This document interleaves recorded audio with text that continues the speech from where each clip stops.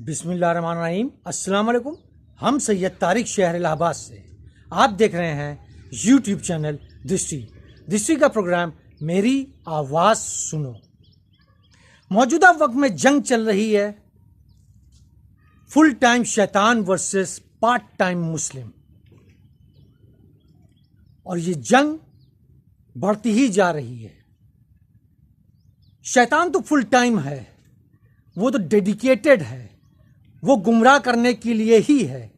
उसने कसम खाई है कि वो अहले किताब आले रसूल उम्मत मोहम्मद को गुमराह करेगा, बर्बाद करेगा, तबाह करेगा, जहन्नमी बनाएगा, और हम मुसलमानों को उससे लड़ना है और उसको शिकस्त देनी है।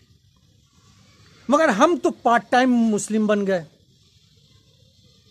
कमज़ोर ईमान बन करके, बद ईमान होकर के, धोखेबाज होकर के, फ्रॉडिया होकर के, चोर होकर के, जानी होकर के, बेगैरत होकर के, बदकार होकर के, धोखेबाज होकर के, गबनखोर होकर के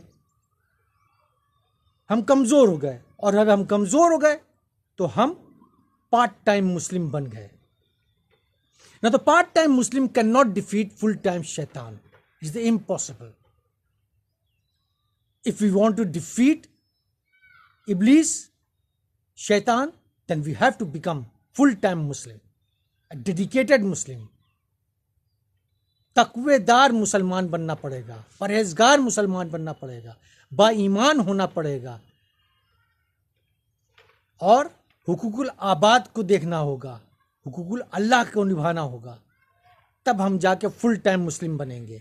जब फुल टाइम मुस्लिम बनेंगे तब हम इब्लीस को बड़े आराम से रौंद के रख देंगे। इब्लीस गुमराह करने के लिए हम अहले किताब को, आले रसूल को, उम्मत मोहम्मद को कहीं बाहर से कोई चीज़ लेके नहीं आएगा, क्योंकि वो बहुत अच्छी तरीके से जानता है कि वो इस्लाम से लड़ नहीं सकता है, इस्लाम को ख़त्म नहीं कर सकता है, इस्लाम से टकरा नहीं सकता है। इसलिए क्योंकि इस्लाम अल्लाह रब्बुल इज़्ज़त का दीन है। इस्लाम का कानून कुरान मजीद अल्लाह रब्बुल इज़्ज़त की हदीस है, और उसको वो ख़त्म नहीं कर सकता, उसको वो तब्दील नहीं कर सकता, या उसमें मॉडिफिकेशन नहीं कर सकता। तो वो क्या करता है? वो इस्लाम के दस्तरखान से हम लोगों को गुमराह करना शुरू करता है तरह तरह से। आज के ज़माने में लेटेस्ट वर्जन जो उसका है कि मना तो नहीं किया है, नई इजाद करो, नई नई इजादें करते रहो, और उस पर बोल दो कि मना तो नहीं किया है ना। जब मना नहीं किया है तो we are permitted to do it. तो आपको इजाजत किसने दी है? Who gave you the permission? दूसरा हमला उसका क्या है? इसाले सवाब। इसाले सवाब के नाम पर उसने मुशरिकों की, यहूदियों की, नसाराओं की सारी तहजीब, सारे अरकान खोज दिए, और इसको हम अपना दीन समझते हैं, और कुरान मजीद को हमने किनारे कर दिया। इब्लीस ये चाहता है कि मुसलमान सिर्फ मस्जिद में बैठा रहे, नमाज पढ़ता रहे, कुरान मजीद पढ़ता रहे। इससे उसको कोई टेंशन नहीं होती है।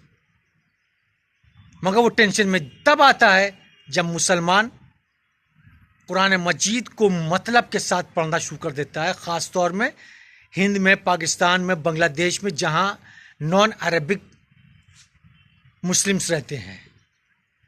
अरब ज़बान हमारी नहीं है, इसलिए समझना आसान नहीं है, इसलिए ट्रांसलेशन पढ़ना ज़रूरी है। जहाँ हमने ट्रांसलेशन से पढ़ना शुरू किया वो टेंशन में आ जाएगा। इब्लीस गुमराह करने के लिए पहले तो इंसान को पूरी तरीके से दीन से गाफिल रखना चाहता है, गुमराह करके रखना चाहता है।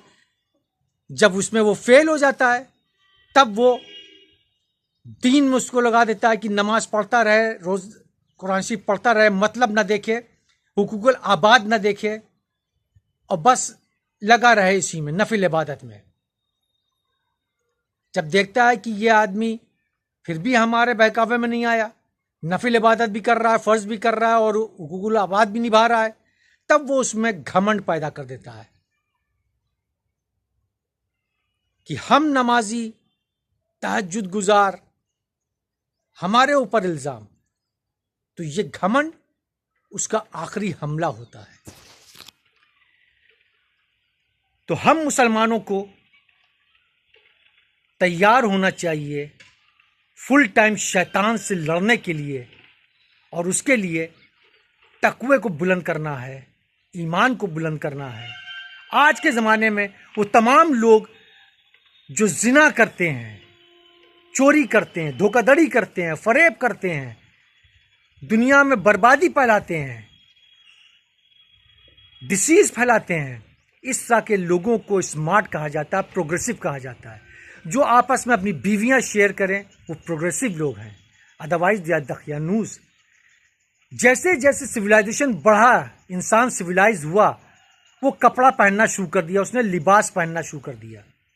अब हम लोग नंगे रहना शुरू कर दिए हैं। तमाम लोग दुनिया भर में नंगा, सिर्फ इस्लाम को नंगापन थोपा जा रहा है, और इसको वो प्रोग्रेसिवनेस, लिबरलिज्म बोलते हैं।